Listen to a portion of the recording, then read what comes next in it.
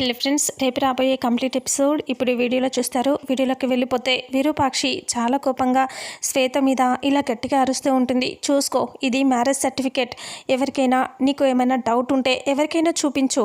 మాజీ home minister సూర్యప్రతాప్కో లేకపోతే CM అయిన మీ నాన్నగారికో ఎవరికో ఒకరికి చూపించు అని అంటూ విరూపాక్షి సీరియస్గా అంటుంది. లేదా చదువు రాకపోతే ఇంకెవరికైనా చూపించుకోమను అని అంటూ కోపంగా అనేసరికి ఇక అప్పుడే అంతా అలా చూస్తూ ఉంటారు. ఇక మ్యారేజ్ సర్టిఫికేట్ ఉంటే ఏం జరుగుతుందో చెప్పండి లాయర్ గారు అని అంటూ విరూపాక్షి అంటుంది. ఇక మ్యారేజ్ సర్టిఫికేట్ ఉంది అంటే ఇంకా విడాకులు వస్తే కానీ ఇంకా వేరే పెళ్లి చేసుకోకూడదు. ఒకవేళ పొరపాటున అలా చేస్తే మాత్రం ఉన్న ఉద్యోగాలు పోతాయి, అలాగే జైలుకి కూడా పోతారు అని అంటూ లాయర్ చెప్తాడు. అలా చెప్పేసరికి ఒక్కసారి అంతా షాక్ అయిపోతారు. ఇక అప్పుడే సీఎం ఇలా అంటూ ఉంటాడు. ఇక సారీ అండి, ఈ పెళ్ళి జరగదు. నా కూతుర్ని నేను పనంగా పెట్టలేను. ఎందుకంటే ఇంకా మ్యారేజ్ సర్టిఫికేట్ గవర్నమెంట్ నుంచి సర్టిఫికేట్ ఉంది అంటున్నారు కాబట్టి ఇంకా మేము ఈ పెళ్ళికి అంగీకరించలేము అని సీఎం అంటాడు. అలా అనేసరికి ఇంకా అవన్నీ ఎక్కడి నుంచో డూప్లికేట్ తెచ్చి ఉంటుంది అని ముత్యాలు అంటుంది. ఇక అలా అనేసరికి ఇక అప్పుడే విరూపాక్షి అంటుంది, గవర్నమెంట్ నుంచి వచ్చిన దానికి బయట చేపించిన దానికి తేడా ఉంటుంది కదా. మీకు చదువు వస్తే చదువుకోండి, లేదంటే నీకు చదువు రాదు కదా, వేరే వాళ్ళకి చూపించు, చదువు వచ్చిన వాళ్ళకి అని విరూపాక్షి అంటంతో ముత్యాలు సైలెంట్ అయిపోతుంది. ఇక అప్పుడే సీఎం అంటాడు, చూడండి నేను ఈ పెళ్ళిని జరిపించలేను, ఇంత జరిగిన తర్వాత కూడా ఈ పెళ్ళి జరగటం కుదరదు అని అంటాడు సీఎం. అలా అనేసరికి ఇక ఒక్కసారి అంతా అలా చూస్తూ ఉంటారు. ఇక అప్పుడే సూర్యప్రతాప్ విరూపాక్షి అన్న మాటని గుర్తు తెచ్చుకుంటూ ఉంటాడు. ఇంకా విరూపాక్షి అన్నట్టుగానే తన మాట మీద నిలబడుతుందా, ఇంకా తను పెళ్ళి జరిపించను, ఆపేస్తాను అని చెప్పిన మాట నిలబడకూడదు, నేను అనుకున్న మాటే నిలబడాలి అని సూర్యప్రతాప్ ఆలోచిస్తూ ఇలా అంటూ ఉంటాడు. లేదు, ఈ పెళ్ళి జరుగుతుంది. నా కూతురు ఈ పెళ్ళి ఇష్టం లేదని చెప్పింది, సంతకం కూడా చేసింది అని అంటూ చెప్పగానే ఇక అప్పుడే ఇలా అంటారు, లేదండి అది మ్యారేజ్ సర్టిఫికేట్ గవర్నమెంట్ నుంచి ఉంది కాబట్టి ఇంకా వాళ్ళ ఇష్టపూర్వకంగా చెప్తే కానీ ఇంకా లేదంటే డైవర్స్ పేపర్స్ మీద సంతకం పెడితే కానీ చెల్లుతుంది అని అంటూ లాయర్ చెప్తే ఇక అప్పుడు సూర్యప్రతాప్ అంటాడు, అయితే నా కూతురు చేత చెప్పిస్తాను, ఇంకా ఈ పెళ్ళికి తనకి ఎలాంటి సంబంధం లేదని చెప్పిస్తాను, అంతేకాదు నా కూతురు చేతనే ఈ మాటలు చెప్పిస్తాను నేను అని అంటాడు. ఇక అప్పుడు విరూపాక్షి అంటుంది, లేదు నా కూతురు ఇష్టం లేకుండా ఎలా ఉంటుంది అని అంటూ చెప్తుంది. ఇంకా అప్పుడు సూర్యప్రతాప్ అంటాడు, లాయర్ గారు ఇప్పుడు నా కూతుర్ని తీసుకొచ్చి చెప్పించి ఆ డాక్యుమెంట్స్ మీద అదే విడాకుల మీద సంతకం చేపిస్తే ఇంకా చెల్లుతుంది కదా, ఇప్పుడు ఆ పెళ్లి జరిపించవచ్చు కదా అని సూర్యప్రతాప్ అంటాడు. అలా అనేసరికి ఒకవేళ ఆ అమ్మాయి ఒప్పుకొని ఇంకా సంతకం పెడితే మీకు వరకు ఓకే, కానీ విడాకులు మంజూరు అయ్యేదాకా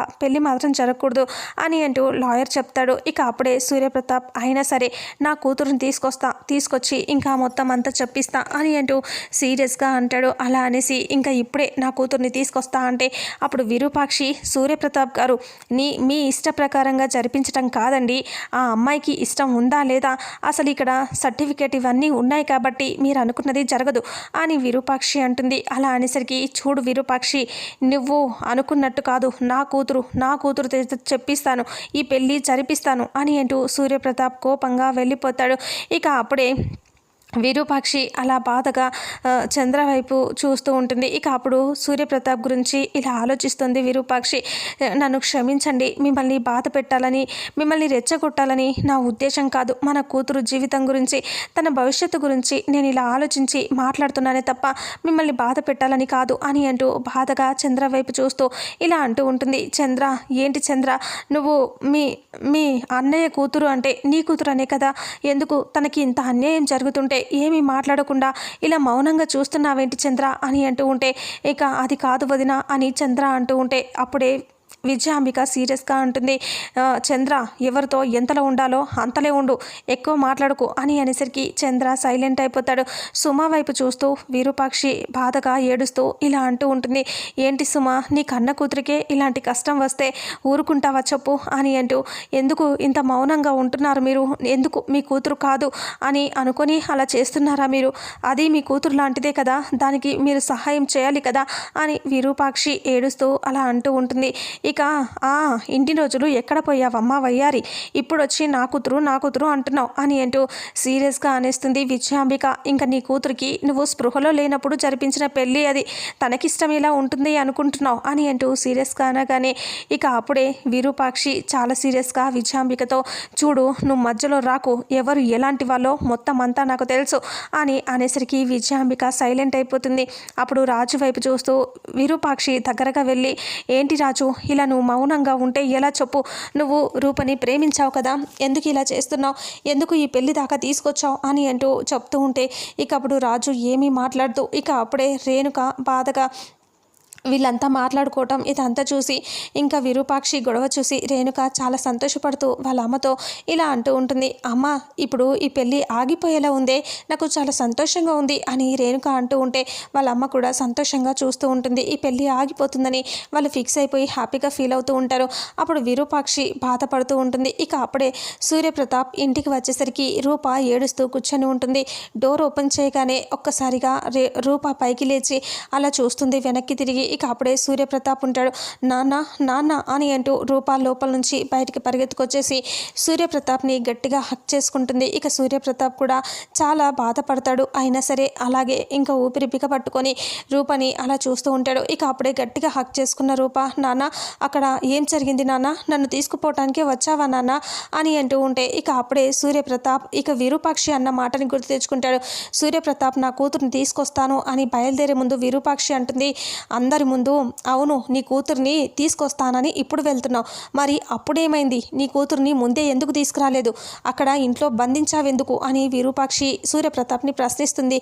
అప్పుడు సూర్యప్రతాప్ నా కూతుర్ని నేనేం బంధించలేదు అని అంటే విజయాంబిక అంటుంది, తన కూతుర్ని ఎందుకు బంధిస్తాడు, అది ఇంట్లో ఉంది, మేమంతా వచ్చాం కదా అంటే అప్పుడు విరూపాక్షి అంటుంది, అవును మీరంతా వచ్చారు కానీ తను మాత్రం ఎందుకు రాలేదు, ఎందుకు తనని బంధించారు, తప్పు చేయకపోతే తనకి ఇష్టం ఉంది కాబట్టి ఇక్కడ వస్తే పెళ్ళి ఎక్కడ ఆగిపోతుందా అని తనని బంధించొచ్చారు అని అంటే ఏం బంధించలేదు, నేను నా కూతుర్ని తీసుకొస్తా, నా మాట వింటుంది అని వచ్చిన సూర్యప్రతాప్ ఇక ఇదంతా గుర్తు తెచ్చుకొని బాధపడుతూ అమ్మ రూప అని అంటూ ఉంటే, ఏంటి నాన్న అక్కడ రాజు తాళి కట్టేశాడా, కట్టలేదు కదా నాన్న, రాజు నన్ను నా కోసం వెయిట్ చేస్తున్నాడు కదా అని రూప అంటూ ఉంటే, రూప నేను చెప్పేది విను, అక్కడ మీ అమ్మ పెళ్ళి ఆపటానికి నానా ప్రయత్నాలు చేస్తుంది, ఇక మ్యారేజ్ సర్టిఫికేట్ కూడా తీసుకొచ్చింది, నువ్వు నా మాట వినాలి, నేను మీ అమ్మ మీద గెలవాలి, మీ అమ్మ నా దగ్గర ఓడిపోవాలి, నేను గెలవాలంటే నువ్వు చెప్పినట్టు వినాలి అని అంటే రూప సరేనన్నా మీరు చెప్పినట్టే వింటాను అని అంటే, ఒకవేళ నువ్వు నేను చెప్పినట్టు వినకపోతే నా ప్రాణం పోతుంది, నా గుండె ఆగిపోతుంది అని అంటే, సరే నాన్న మీ మాటే వింటాను అని రూప అంటుంది. అలా ఆటోలో బయలుదేరి అక్కడికి వచ్చేస్తూ ఉంటారు. ఇక అప్పుడే ఇక్కడ విరూపాక్షి చాలా సీరియస్గా ముత్యాలుని అందరినీ ప్రశ్నిస్తూ ఉంటుంది. ముత్యాల వైపు చూస్తూ విరూపాక్షి ఇలా అంటూ ఉంటుంది, మధ్యలో వచ్చింది ఇంకా ఈ ఆస్తి అంతస్తులు, ఇంకా గతం మర్చిపోకూడదు, ఆస్తి వచ్చింది కదా అని ఎగిసి పడకూడదు అని అనేసరికి ముత్యాలు సీరియస్గా చూస్తూ ఉంటుంది. అంతలో ఇక సూర్యప్రతాప్ రూపం తీసుకొని అక్కడికి వచ్చేస్తాడు. ఇక అప్పుడు రూప వచ్చి అలా నిలబడుతుంది. ఇక రూపం చూసి సూర్యప్రతాప్ అలా చూస్తూ ఉంటాడు. ఇక నా కూతురే చెప్తుంది ఇంకా తనకి పెళ్ళికి ఎలాంటి సంబంధం లేదని అని అనేసరికి ఇంకా అప్పుడే విరూపాక్షి, అమ్మ రూప చెప్పమ్మా, నువ్వు ఒకసారి నీ తాళిని చూపించు అని విరూపాక్షి అంటుంది. అప్పుడే రూప తాళిని తీసి బయటికి చూపిస్తుంది. చూపించేసరికి ఇక అప్పుడే చూసారా తనకి పెళ్ళయింది అని గుర్తుంచుకునే తాళి కట్టించుకునే ఉంది కాబట్టి ఇంకా తాళి మెల్లో ఉంది కదా అని అంటూ అనేసరికి ఇక అప్పుడే విరూపాక్షి అన్న మాటకి విజయాంబిక అంటుంది, ఎందుకు తను తాళి కట్టించుకుంది కానీ తనకి స్పృహలో లేనప్పుడు జరిగింది, తనకి ఇష్టం ఎలా ఉంటుంది, స్పృహలో లేకుండా తనకు తెలియకుండా జరిగిన పెళ్ళది అని అంటూ విజయాంబిక అంటుంది. ఇక అప్పుడే విరూపాక్షి అంటుంది, అలా పెళ్ళి జరిగింది అని తెలిసి ఇంకా తాళిని మెల్ల నుంచి ఎందుకు తీసేయలేదు, పెళ్ళి అంటే ఆ తాళి అంటే గౌరవం ఉంది, భర్త అంటే గౌరవం ఉంది కాబట్టి 3 సంవత్సరాల నుంచి తాళిని మెల్లోనే ఉంచుకుంది అని విరూపాక్షి అంటుంది. ఆ మాటకి సైలెంట్ అయిపోతారు.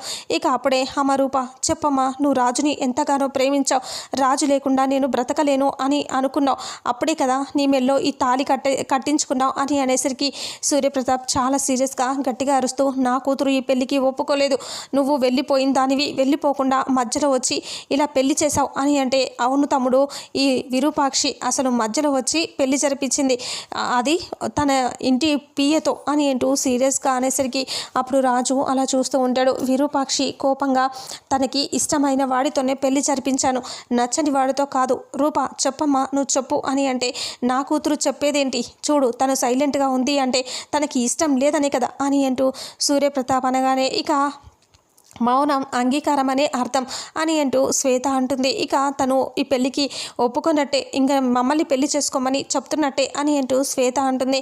ఇక అప్పుడే విరూపాక్షి అమ్మా రూప చెప్పమ్మా, నోరెత్తమ్మా, ఎందుకు నువ్వు మాట్లాడట్లేదు చెప్పమ్మా అని అంటూ విరూపాక్షి నీ జీవితం నాశనం అయిపోతుంది, చెప్పమ్మా నోరు విప్పమ్మా అని ఏడుస్తూ ఉంటుంది.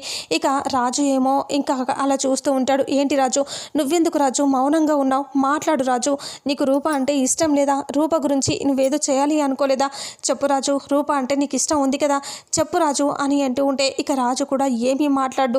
ఇక అప్పుడు విరూపాక్షి ఇలా అంటూ ఉంటుంది, ఎందుకు మీరిద్దరూ మౌనంగా ఉన్నారు చెప్పండి, లేదంటే మీ జీవితాలు నాశనం అయిపోతాయి అని అంటూ అరుస్తూ ఉంటుంది. అంతలో పంతులు గారు ఇలా అంటూ ఉంటారు, చూడండి ఇక్కడ గొడవ జరుగుతుంది కానీ కాసేపట్లో ముహూర్త సమయం దాటిపోతుంది, సమయం దాటిపోయింది అంటే మళ్ళీ ఈ పెళ్ళి ఇప్పుడే జరిపించడానికి వీలు కాదు, తర్వాత ఎప్పుడో పెట్టుకోవాల్సి వస్తుంది, మీరే ఆలోచించుకోండి అని పూజారి అంటాడు.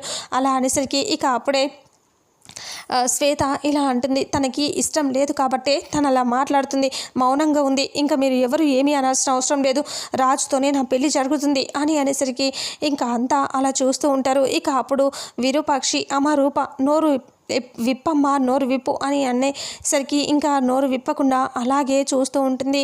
రూప బాధపడుతూ సూర్యప్రతాప్ అన్న మాటని గుర్తు తెచ్చుకుంటూ ఉంటుంది. సూర్యప్రతాప్ ఇంకా రూపతో చెప్తాడు, నువ్వు అక్కడ ఏమీ మాట్లాడకూడదు, నీకు ఇష్టం లేదనే చెప్పాలి కానీ నువ్వు రాజుతో ఓకే అని చెప్పకూడదు, అలా చెప్తే నేను చచ్చిపోతాను అని అంటూ సూర్యప్రతాప్